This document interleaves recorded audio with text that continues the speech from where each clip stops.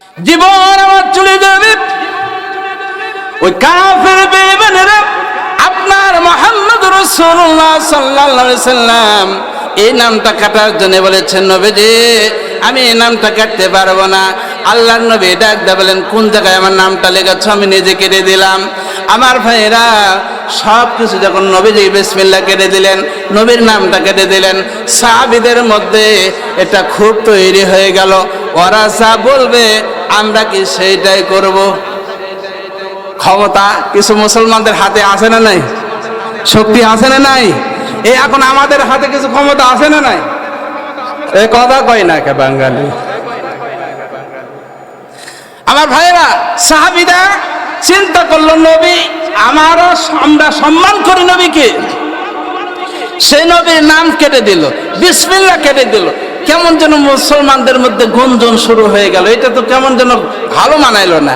হযরত ওমর রাদিয়াল্লাহু তাআলা আনহু ডাক দিয়ে বলেন, ইয়া রাসূলুল্লাহ আপনি এই কাজ করলেন কেন? আমার ভাইয়েরা আল্লাহ রাব্বুল আলামিন জিবরাইল আলাইহিস সালামকে বলেন, নবীর কাছে যাও রে জিবরাইল, মুসলমানদের মধ্যে কেমন যেন গুঞ্জন শুরু হয়ে গেছে।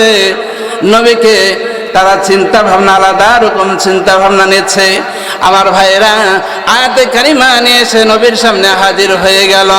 ইন্না ফাতাহনা লাকা ফাতহাম মুবিনা।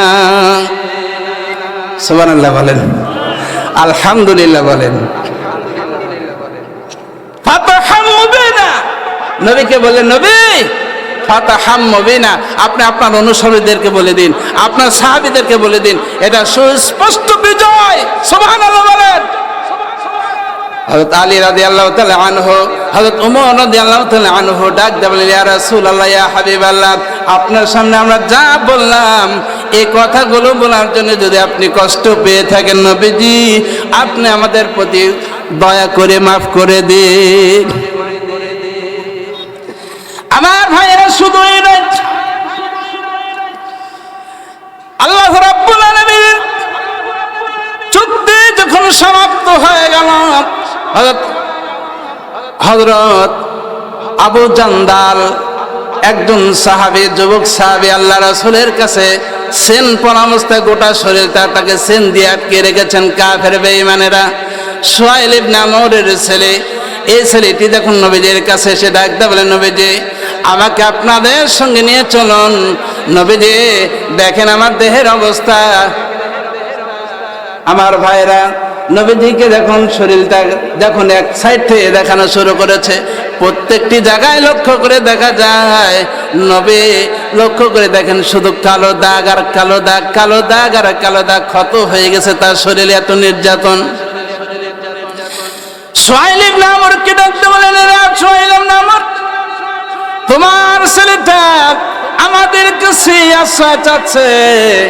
ডাক দিয়ে বলছে, নবীজি আমার আপনি আমাদেরকে রেখে আমাকে রেখে চলে যাবেন না। মুসলমানেরা, ও মুসলমান ভাইরা, আপনাদের প্রতি আমার অনুরোধ, আপনারা আমাকে রেখে যাবেন না।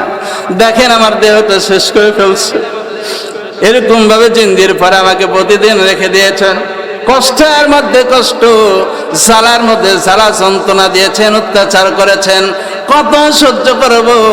সহ্য করার মতো আমার আত্মার ধৈর্য যায়। ও মুসলিম ভাইরা আমাকে রেখে যাবেন না। নবীজি এবার সুহাইল ইবনে আমরকে ডাকতে বলেন, ও আমর রে, আমার জন্য হলো তোমার ছেলেটাকে আমাদের সঙ্গে যেতে দাও। এইবার আমার দৌড়ে এসে সঙ্গে সঙ্গে বিশাল বড় একটা লাঠি নিয়ে তার সন্তানকে আঘাত করা শুরু করে দিল। জমিনে পড়ে গেলেন ছেলেটি, আর আল্লাহকে ডাক দেন, আল্লাহ আর কতদিন সহ্য করব, কত ধৈর্য ধারণ করবো, আর তো দিলে সয় না, দেহ সয় না। আল্লাহর নবীর চোখ দিয়ে ঝরে পানি ছেড়ে দিলেন, আল্লাহকে ডাক দেন, আল্লাহ ও মুসলিম ভাইরা একটু কান লাগান, ইসলাম এমনি এমনি আসে নাই, কষ্টর দ্বারা ইসলাম পেয়েছেন, সুখে সুখে ইসলাম আসে নাই। বন্ধুনি আমার, আল্লাহর নবী জনাব মুহাম্মদ রাসূলুল্লাহ সাল্লাল্লাহু আলাইহি সাল্লাম ডাক দিয়ে বললেন, ও আবু জান্দাল তুমি ধৈর্য ধারণ করো, আল্লাহ রাব্বুল আলামিন অচিরেই তোমাদের মুক্তির ব্যবস্থা করে দেবে।